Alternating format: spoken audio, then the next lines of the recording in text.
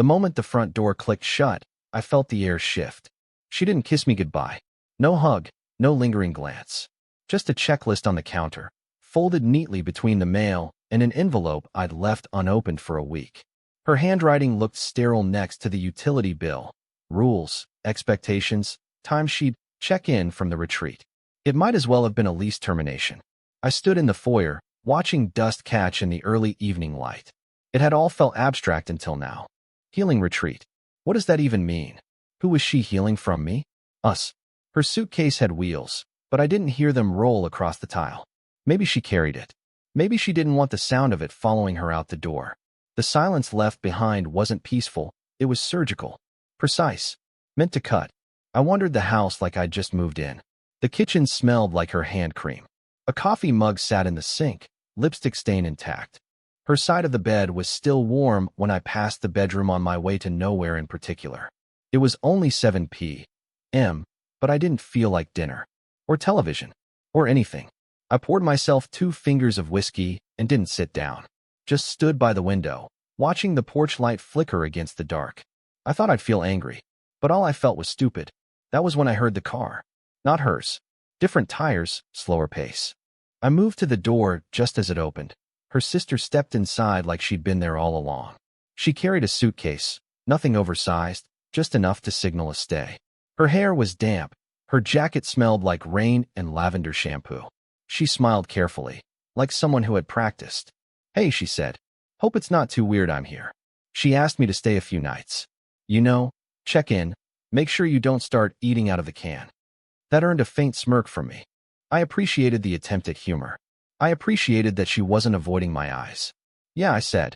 "Sure. Make yourself at home." The lie was instant, easy. This was never going to feel like home with her sister 10 feet away and my wife somewhere in the mountains trying to remember who she was before she met me. She took the spare room without asking where it was.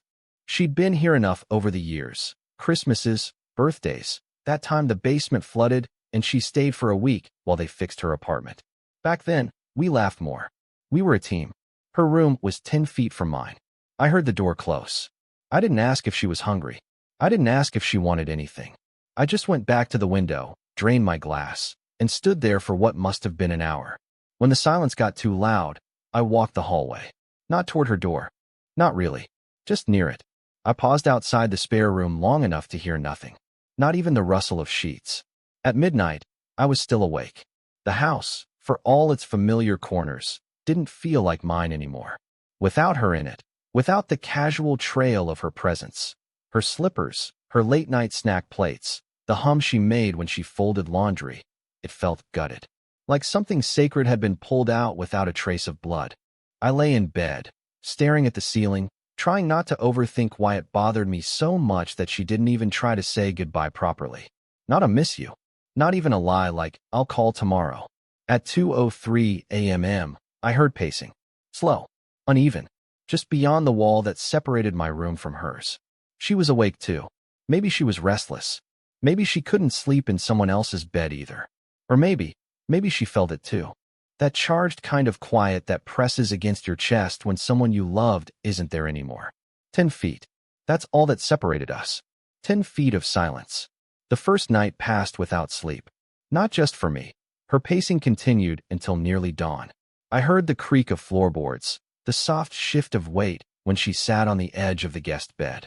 At one point, I thought I heard her whisper something, but I couldn't make out the words. Morning came and went without conversation. I made coffee. I left the second mug untouched on the counter, unsure if she wanted it or if that would somehow cross an invisible line. By the time I left for work, she was still in the guest room with the door closed. I told myself it was temporary, just a few nights, just until my wife centered herself or whatever new age phrase she was chasing in the woods. But by the third night, the silence had texture. It wasn't avoidance. It wasn't discomfort. It felt deliberate. That's when it started. It was just after midnight, the house pin-drop quiet, save for the occasional groan of old pipes. I couldn't sleep again, not because I was thinking about my wife, but because I wasn't. That scared me more than anything. I got up, walked the hall barefoot, and paused by the kitchen. I didn't expect to see light, but there it was, the low amber glow of the fridge door. She stood with it open, a glass of water in her hand, wearing an oversized hoodie and shorts that barely peeked beneath the hem. Her hair was tied up messily. She didn't look surprised to see me. "Hey," she said softly. I nodded. "Couldn't sleep either?" "Nope. I was thinking about sneaking out to the porch with a blanket, but figured I'd just get bitten by mosquitoes and regret it halfway through." I gave a half smile. "Well, I was going to microwave leftover pasta and regret that halfway through. So we're both making bad choices." She laughed. Quiet, genuine. I hadn't heard that sound in, God, it had to be months. Maybe longer. "Microwave away," she said, taking a step back so I could pass. It should have been awkward, standing there in silence while the microwave hummed. But it wasn't. We talked. Nothing big. Just memories. Her first dog, a bulldog named Murphy, who used to snore louder than her dad's old truck. My first car, a rusted-out Corolla with no AC and one working speaker. We laughed about it like we were kids swapping ghost stories at summer camp. Then things got quieter. She leaned on the counter, her arms folded, watching the red numbers count down on the microwave. "I know she's not really calling," she said suddenly. I looked up. "What?" "She told me she'd call you every few days from the retreat. Check in. But she hasn't, right?" I hesitated, then shook my head. "Nope. Just a text. Need space. We'll call soon." "That was 2 days ago." She nodded. "Figured. That's kind of her thing. Saying she'll stay connected, then disappearing completely when things get hard." I didn't respond. I didn't need to. Her words sat heavy between us. "Do you remember," she said after a moment, "when we were kids and we used to spy on you two?" I raised an eyebrow.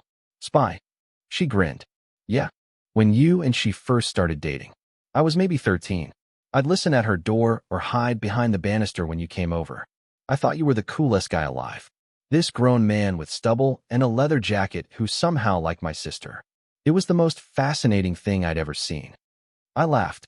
"I haven't owned a leather jacket since college." "You looked ridiculous in it," she said. "But confident." You made her laugh. She used to light up when you came into a room. I stared at the floor. That stopped a long time ago. She looked at me then. Not just glanced, but really looked. The kind of look that makes you feel like you've been seen in a way that's both comforting and dangerous. She changed, I said. I don't even know when. She just started drifting. And I kept pretending I didn't notice because I thought if I did, it would make it real. "You don't deserve to feel invisible," she said quietly. The microwave beeped. I didn't move to grab the plate. Neither did she. It was 1:22 a.m. The walls felt thinner. The air between us thicker. "Thanks," I said, and I meant it.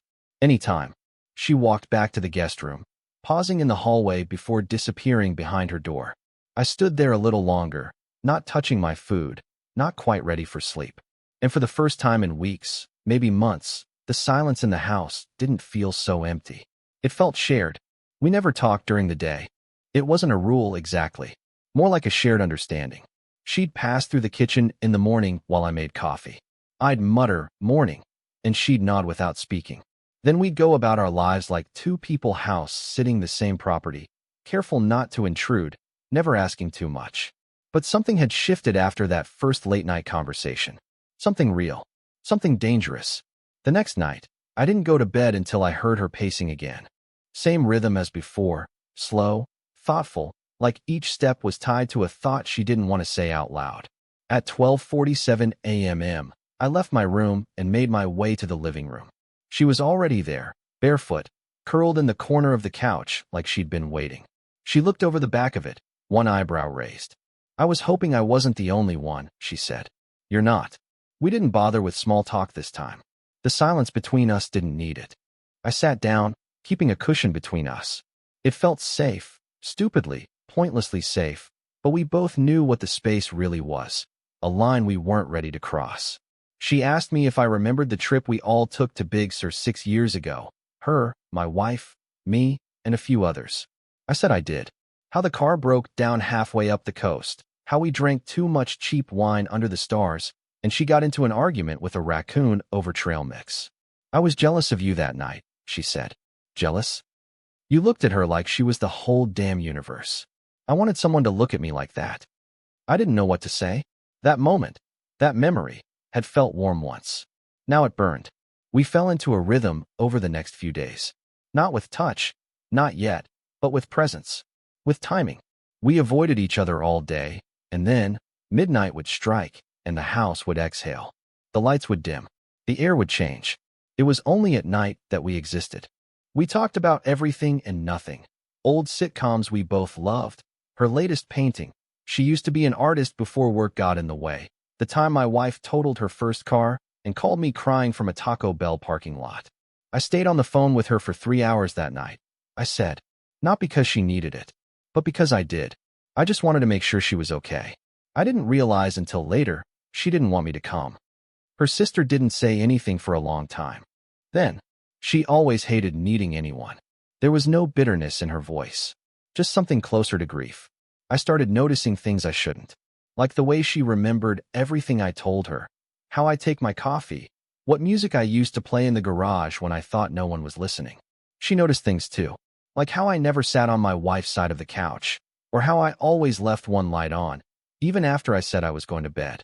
One night, she brought out a bottle of red wine and 2 glasses. I figured it'd help, she said, offering a smile. Loosen the ghosts. I didn't ask what ghosts she meant. I just poured. We sat on the back patio, the sky smeared with stars, crickets humming in the distance. I hate her for leaving you like this, she said. I stared at the wine swirling in my glass. Don't say that. Why not? Because you're her sister. She shrugged. Blood doesn't erase betrayal. She wasn't wrong. That night, when she stood to leave, her arm brushed against mine. It was nothing, a fraction of skin on skin, but I felt it all the way to my ribs. She didn't apologize, and I didn't pretend not to feel it. The next morning, I walked past the spare room and found the door slightly ajar. Not open, just less closed, like she was inviting the air between us to move. I didn't look inside. I just kept walking. But that image stayed with me all day. That crack in the boundary. That unspoken invitation. That night, I didn't wait for her pacing. I just got up and walked toward the living room. She was already there, of course, wrapped in a blanket, knees pulled to her chest. We didn't turn on the lights. We didn't say much. The silence between words had changed. It wasn't absence anymore. It was tension. Wait. Hope. She turned toward me as I stood in the doorway, and in that second, I knew I was thinking more about her than I was about the woman who'd left me behind. That's when I realized. I looked forward to night more than my wife's calls. The storm came in without warning, the kind that feels personal. It started with wind, sharp, insistent, rattling the windows like it wanted to be let in. By the time the rain followed, the house already felt unsettled, every wall humming with pressure. I was in the kitchen when the lights flickered once, twice, then went out completely. The sudden darkness felt intimate in the worst way. I stood there for a moment, listening to the rain pound the roof, the thunder rolling low and close. I told myself I'd light a candle, pour a drink, ride it out alone. That was the plan. Then I heard her knock. Not loud, just a soft rap on my bedroom door, almost hesitant.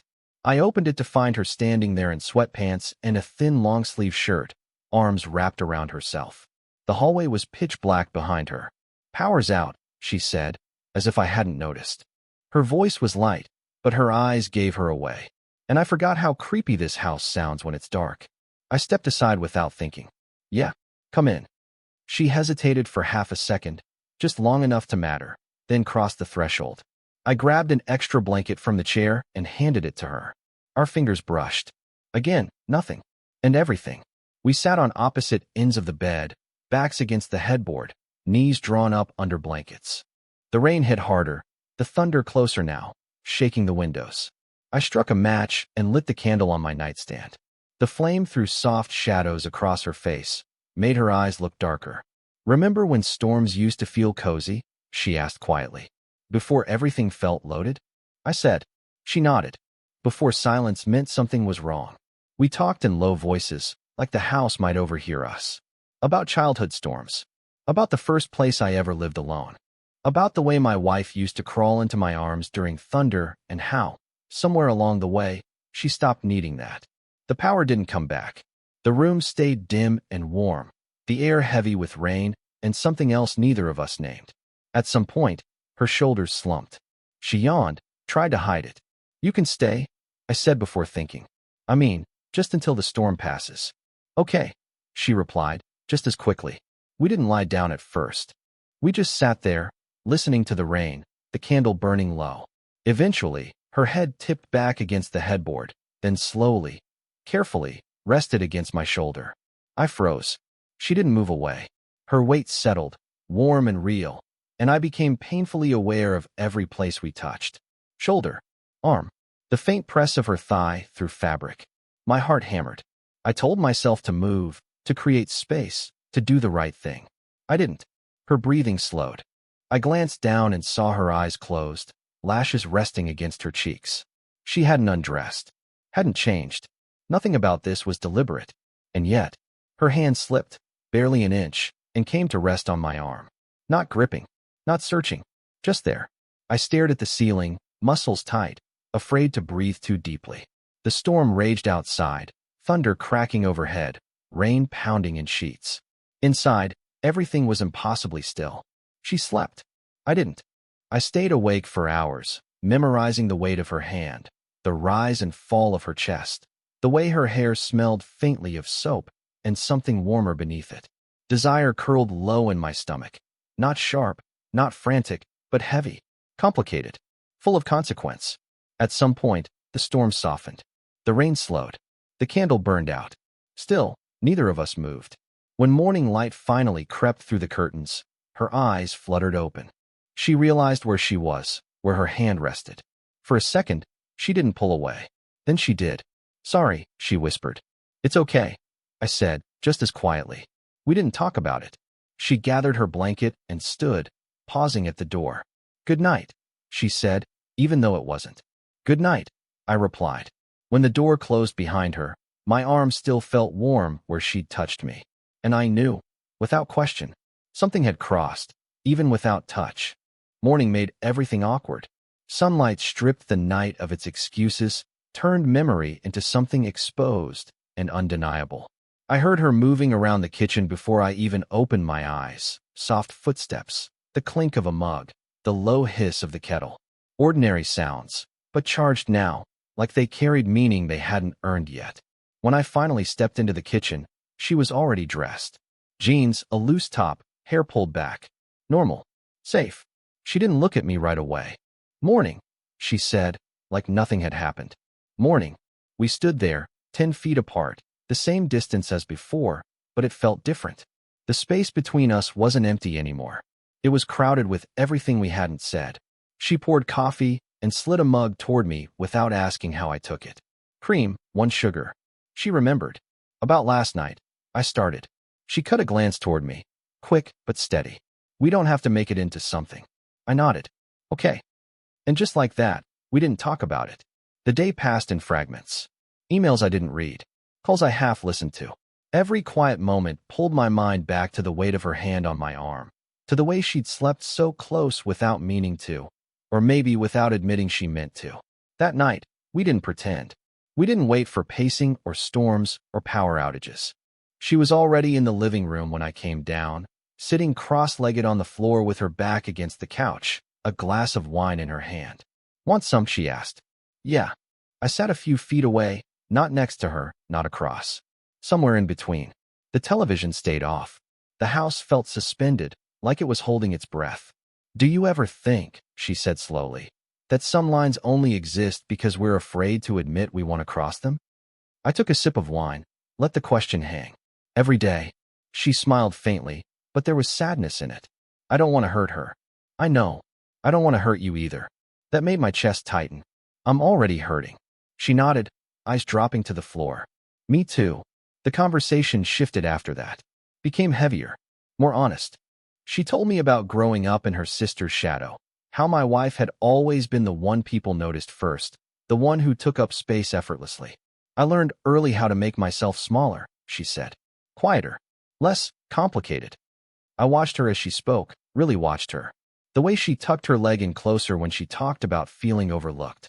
The way her voice steadied when she admitted things she probably hadn't said out loud before.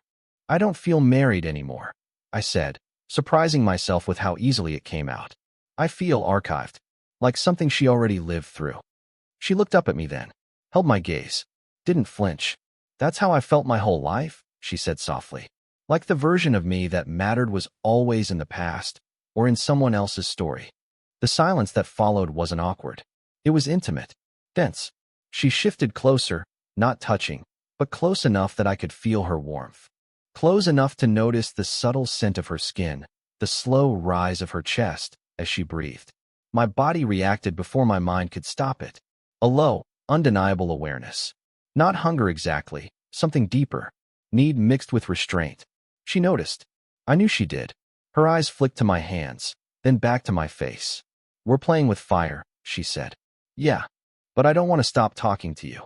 "Neither do I." We sat there for a long time, saying everything except the one thing that mattered most. The clock ticked. The house creaked. Somewhere far away, a car passed, its headlights briefly sweeping the wall. Finally, she stood, walked toward the hallway, stopped just short of the guest room door. She turned back to me, her expression open and steady and terrifyingly clear. "If something happens," she said, choosing her words carefully, "it won't be a mistake." She closed the door behind her before I could respond.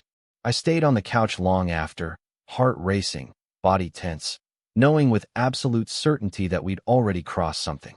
Even without touch, the line wasn't drawn anymore.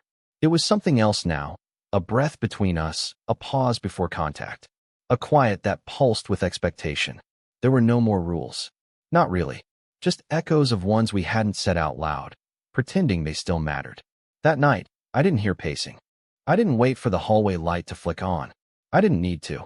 I stood outside the spare room, hand hovering over the doorknob, heart racing like I was 17 again and about to ruin something sacred. Or maybe finally touch something that already was. I didn't knock. She was sitting on the bed, cross-legged, wearing the same hoodie she'd been living in, hair undone around her shoulders, one knee bouncing softly like she wasn't sure if she wanted me there, or just didn't trust herself if I was. She didn't look surprised to see me. She didn't smile. But her eyes told me everything. "I couldn't sleep," I said. "Me neither." I stepped inside and shut the door behind me. The sound was too loud, too final. She flinched slightly, not away from me, but from the moment itself. It felt like we were standing at the edge of something that wasn't supposed to happen, but also had been happening for days. "You don't have to say anything," she whispered. I sat on the bed, keeping space between us. "Not much. Not enough. I don't know what this is," I admitted. "I just know it doesn't feel wrong." She turned to face me, bare knees brushing mine now, close enough that I could feel the heat off her skin. "Maybe it's not," she said. And then she kissed me. It wasn't desperate or fast. It was slow, thoughtful, like we both knew we wouldn't get to pretend it hadn't happened.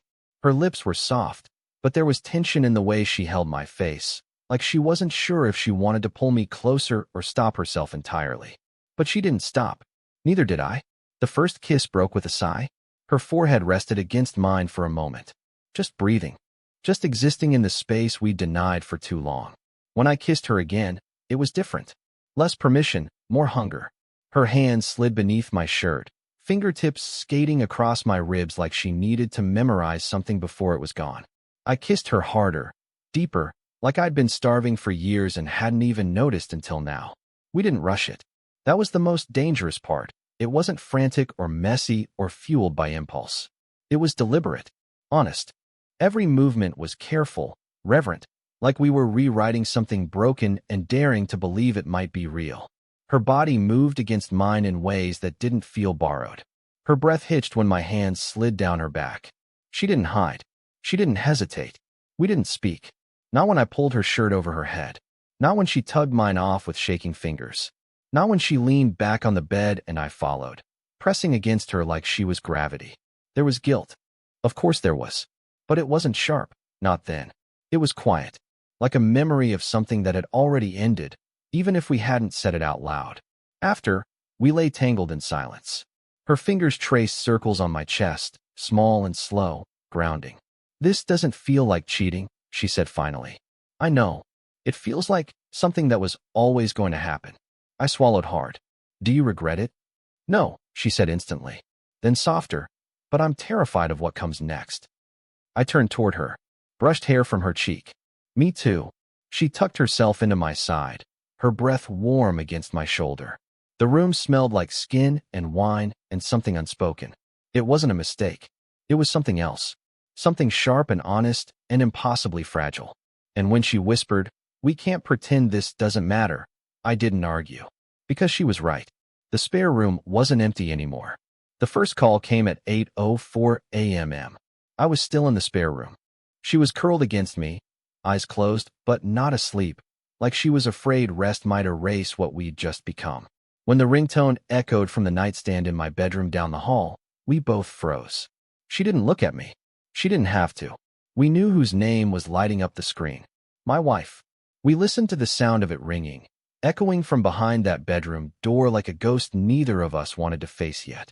When it stopped, she finally looked up at me. "You should call her back," she said quietly. I nodded but didn't move. Neither did she. Eventually, she slipped out from under the blanket and wrapped herself in a robe, padding silently back to her room. I lay there, staring at the ceiling, wondering what kind of man I'd become. What kind of man waits until guilt passes like a fever? At 9:30, I called back. She sounded cheerful, lighter than she had in months. "Hey babe," she said. "Sorry I missed you. They had us doing some weird grounding exercise by the lake. How's everything?" How's everything? It hit like a slap, those words, that tone. Like we hadn't spent the last week in two different versions of our marriage. Like the space she asked for hadn't become something I was now quietly filling with her sister's breath and skin and sighs. Fine, I lied. Quiet. She talked for 12 minutes. Told me about her breakthroughs, her inner child, her morning yoga, her new friend named Lena who taught chakra dance.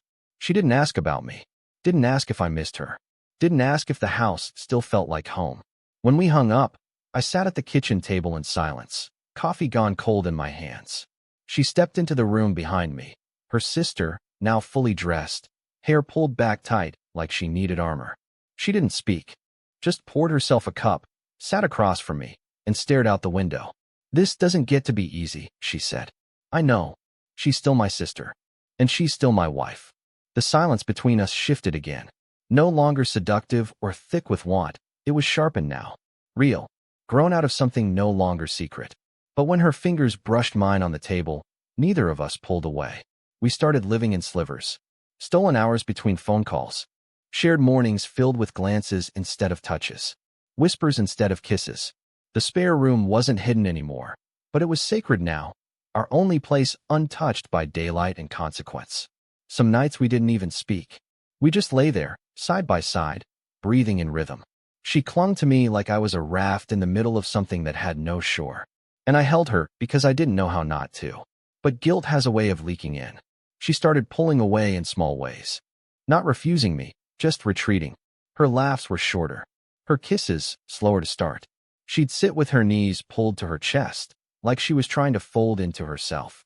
"You're allowed to want this," I told her one night, tracing a line down her back. "I don't know what I'm allowed to want," she whispered. We both stared at the ceiling for a long time after that. My wife started calling more. Sometimes twice a day. Her voice always bright. Always talking about the new me and how she couldn't wait to come home and start fresh. She said it like a gift. Like forgiveness was already implied. "I just feel like I finally understand what I need," she said one morning, as I stood in the laundry room folding clothes that didn't feel like mine anymore. "And I'm so glad we took this space to figure ourselves out. I feel like we're going to be stronger than ever." I told her I was happy to hear that. I was lying. That night, her sister didn't kiss me. She climbed into bed, pulled the blanket up to her chin, and stared out the window. "When is she coming back?" she asked. I hadn't said anything. "She texted me," she explained. "Said she's feeling so much better. That she's finally ready to be a better sister. A better wife." There was something bitter in her laugh. She said she wants to reconnect with everyone she loves. I didn't know how to respond. The truth was, I didn't want her to come back. Not like this. Not to a version of me that had moved on, but hadn't moved out. "I don't know what happens next," I said. She turned her head. Her eyes were tired, raw around the edges. "Neither do I. But we both knew it couldn't stay like this. Because even stolen love starts to feel like theft." And every call from my wife sounded more like a countdown. The first argument wasn't loud. That almost made it worse. No yelling, no slammed doors, just a quiet shattering of whatever illusion we'd been holding together with late-night whispers and shared bedsheets. The kind of argument that starts soft but leaves you scraped raw afterward. It happened in the kitchen. She was doing dishes. I came in, phone still warm from my wife's latest call. The return date had been set. Next Thursday, I said. She didn't turn around. I stepped closer. She's flying in mid-afternoon. She sounded excited. Still nothing. You okay? That's when she stopped scrubbing, hands still submerged in the sink, knuckles white. I don't want to disappear again, she said, not looking at me. I stepped beside her. You won't. You say that like it's up to you.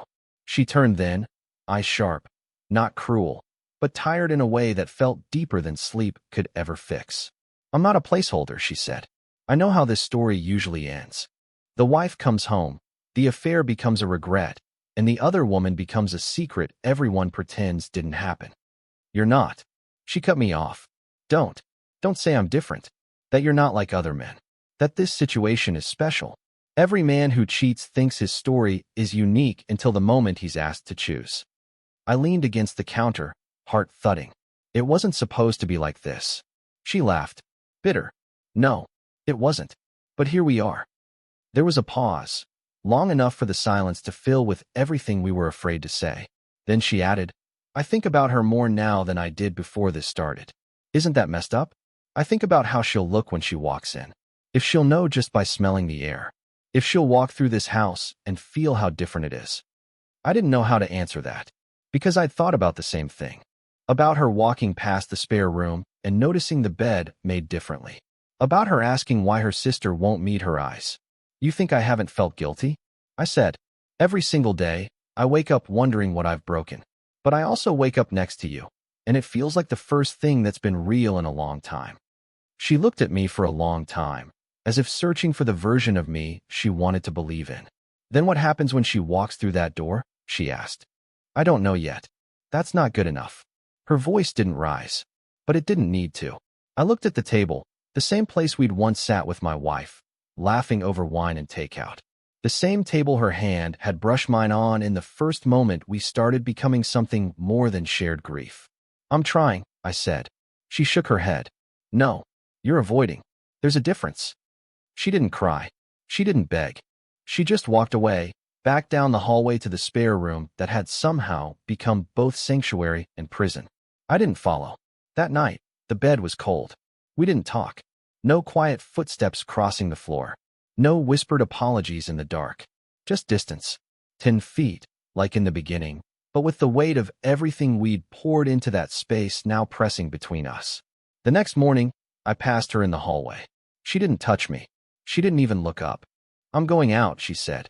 Where? She hesitated. Nowhere important. The door closed behind her with finality. I sat in the living room and tried to imagine the future.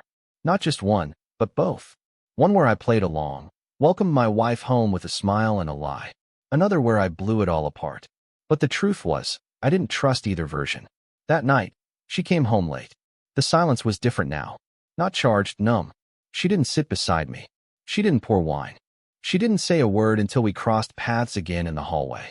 If she comes back, she said, where does that leave me? I didn't answer. Because I wasn't ready. And maybe that was the problem. The house didn't feel like a home that night. It felt like a waiting room. Every door open. Every light dim. Every sound magnified by what wasn't being said. She didn't cook dinner. Neither did I. We moved through the house like ghosts occupying the same memory, careful not to touch anything we couldn't take back. Outside, the world kept turning. Cars passed. Sprinklers clicked on across lawns. Someone down the street laughed too loudly at something I'd never know. Inside, time stalled. I found her on the back porch around 9. She was curled into the chair with a blanket over her legs, a bottle of wine on the table, already opened. Her glass was half full, or half empty. It didn't matter. She didn't look up when I joined her. Just pushed the bottle toward me. I poured. Sat down. The air smelled like cut grass and regret. She texted again, I said. I know. She texted me too. We were both quiet. Tomorrow had become a shape in the distance. Vague, massive, and entirely unavoidable. She said she misses the way I used to look at her. I added. She said she misses me too, she said flatly. But I don't think she knows what that even means anymore. I took a long sip of wine. It burned more than it should have. Do you remember, she asked suddenly, the weekend we all went up to the cabin? Yeah, I said. 3 summers ago. She got food poisoning. Spent the whole time in bed. You and I sat on the dock. She smiled faintly. You told me about the first girl you ever kissed. I laughed so hard I dropped my phone in the lake. I jumped in after it. You didn't even hesitate. The memory was sharp and warm. I remembered the way her laughter had echoed across the water. I remembered the way she looked at me when I climbed back onto the dock, soaked and grinning like a fool. Back then, it felt innocent. Now, I realized it had been the beginning.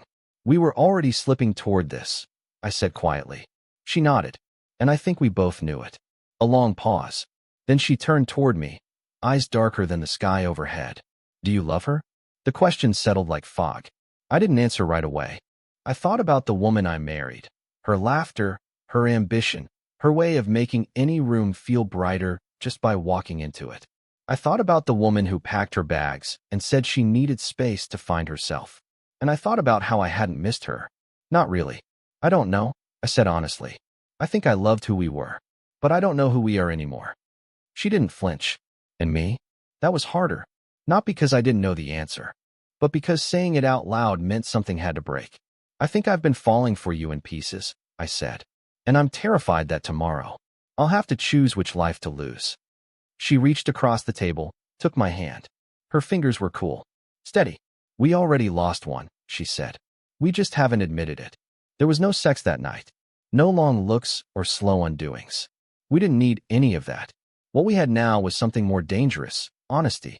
We lay side by side in the spare room, not touching, just breathing. We talked about things we never meant to imagine together. Mornings with shared coffee. Vacations we'd never taken. What it would be like to not have to hide.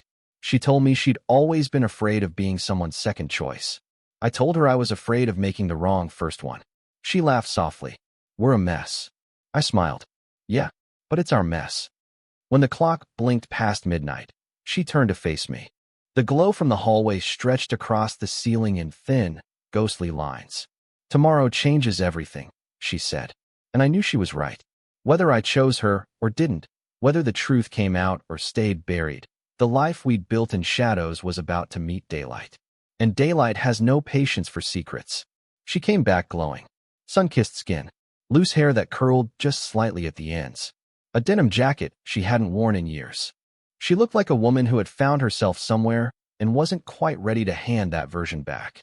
She came through the front door just after noon. I was standing in the living room, pretending to scroll through emails, heart hammering in my chest. Her sister was upstairs. We'd said nothing to each other that morning. Barely a glance. It wasn't anger. It was the unbearable weight of knowing. And then she was there. Hey, stranger, she said, dropping her duffel by the door. I tried to smile. It came out wrong. She crossed the room in 2 easy steps and kissed my cheek, not my lips. A soft, casual thing. Something reserved for friends or family, not lovers. Not spouses. You didn't text me back this morning, she said, slipping out of her jacket. I know. She gave me a look, curious, not suspicious. Everything okay? I opened my mouth to say yes, but nothing came out. She didn't press. She walked into the kitchen like she still lived here. Like her shadow still matched the walls. The house felt louder with her in it. Every drawer she opened, every glass she filled, every sigh that passed through her lips echoed. Not just through the rooms, but through the version of my life I'd been living without her. She talked about the retreat. How liberating it was. How she'd spent hours journaling by the lake. How she'd cried during breath work. How she'd learned to forgive herself. I even made peace with Dad, she said, pulling a salad from the fridge. I wrote him a letter I'll never send. It helped. I nodded, watched her, tried to imagine feeling what she felt. But all I could think about was the woman upstairs, sitting on the edge of the bed, waiting for me to make a choice I was now running out of time to avoid. She noticed. The way my shoulders stayed tense. The way I kept watching the hallway. What's going on with you? She asked. I turned to face her. What do you mean? You're off. Distant. Not even pretending to be interested in my spiritual rebirth, she said with a half smile. I opened my mouth again. Nothing came out. She stepped closer. Her hand touched my arm, and I flinched. Not from her, but from myself. Talk to me, she said, voice softer now. And that's when the stairs creaked. Not loudly. Just once. A step taken, then stopped. Her hand dropped. The moment bloomed in slow motion. She turned toward the sound, eyebrows furrowed. Is someone here? I didn't move. Couldn't. Then her sister appeared. She walked down the stairs slowly, wearing the same clothes she'd been wearing the night before. Her eyes locked on her sister's. Not a word spoken. Not yet. My wife's expression shifted, confusion to realization, realization to horror. No, she said. A whisper. A breath stolen. Her sister didn't look away. My wife turned to me, her face pale. Tell me this isn't what it looks like. And I wanted to lie. God, I wanted to. But I couldn't. It is, I said. Quiet. Honest. She stepped back, like the words had pushed her. For how long? She asked. Silence. Her voice cracked. How long? I glanced toward her sister, who didn't speak. Her arms were crossed, like she was holding herself together. A few weeks, I said. My wife's eyes filled, but she didn't cry. Not yet. You brought her into my home, she said. You left, her sister said quietly. That broke something. My wife spun toward her, voice sharp. That doesn't give you the right. It wasn't about rights, she snapped back. It was about being seen. Oh, don't you dare make this about you being the overlooked sibling. Don't you dare. You always made everything about you. And you used that to crawl into my husband's bed. The room was vibrating now. No yelling. No plates thrown. But the pain was pure, raw, and sharp. I stepped between them. Stop. They both stared at me like I was the problem. Because I was. My wife turned to me. You get one chance to fix this. One. Her voice cracked. Not with weakness, but rage barely held in check. Who do you choose? Her sister looked away. I didn't answer. Not yet. But I knew then, clearly, terribly. There were no spare rooms left. The silence after her question didn't stretch, it dropped. Heavy. Cold. Absolute. Who do you choose? Her voice still echoed in the walls long after she said it. Not because she shouted. She hadn't. She didn't need to. It was the kind of question that demanded truth whether you were ready to give it or not. Her sister didn't move. Didn't speak. She stood halfway down the staircase, arms crossed. But I could see the tremble in her jaw. She was bracing for the answer. Bracing for me. My wife, on the other hand, looked like she'd already decided she wouldn't believe anything I said. Her arms dropped to her sides. Not relaxed, defeated. She wasn't angry anymore. She was done. I can't take it back, I finally said. She blinked. That's not a choice. I'm not pretending it was a mistake. I'm not going to stand here and spin this into a midlife crisis or say it meant nothing. Because it did. It does. Her breath caught, and I watched something fall in her. You're really doing this, she said. You're really choosing her. She wasn't asking. She was confirming what she already knew. I didn't plan this, I said. I didn't go looking for it. But it showed me what I stopped admitting a long time ago. She stared at me like I was someone else. Maybe I was. That we were already over? She asked. I nodded once. We just didn't say it out loud. She looked around the room like she didn't recognize it. Like the furniture, the walls, the paint on the cabinets. It all belonged to a life she no longer had a place in. This was supposed to be a reset, she said, quieter now. That's what the retreat was for. I worked on myself. I forgave you. I forgave me. I was ready to come back and try again. And that's what finally cracked me. You left, I said, my voice breaking. You didn't ask me how I felt. You didn't ask if I was okay. You packed your bags, said you needed to heal, and told me we'd talk when you were better. I took a breath. But I was still here. Still carrying it. And you decided to carry it with her instead. I couldn't argue that. I didn't fall for her out of spite, I said. I fell because she saw me. Because she listened. Because she stayed when you didn't. The words hung between us like the last thread of something already torn. She stepped back, blinking fast, jaw set. Then I hoped she was worth it. Her sister took one step down, but I raised a hand, just slightly. No, I said to both of them. Not like this. I turned to my wife. You deserve more than a house full of lies. More than half-truths and avoidance. And so do I. She looked like she wanted to say something else, but didn't. She picked up her bag, walked to the door, and paused with her hand on the handle. This wasn't about her, she said without turning around. We were already gone. I just didn't want to believe it. And then she was gone. The door clicked shut like a sentence ending. Silence again. I didn't move for a while. I stood there in the center of the room, heart pounding, air thick, realizing that this wasn't relief. It wasn't victory. It was the sound of a life ending, and another beginning with no guarantees. When I finally turned, she was still standing on the stairs. She looked smaller now, more fragile than I'd ever seen her. I didn't want you to choose like that, she said. I didn't want to win by default. You didn't, I said. You just stayed long enough to remind me what it felt like to be chosen. She came down the last few steps slowly, and I met her halfway. We didn't kiss. We didn't collapse into each other. We just stood there, hands brushing, heads bowed together like we were grieving something sacred and starting something terrifying in the same breath. Over the next few days, the house changed. She moved her things into the master bedroom, slowly, carefully, like the space needed to be earned. The spare room was left untouched, not out of guilt, but reverence. It had held us, protected us, revealed us.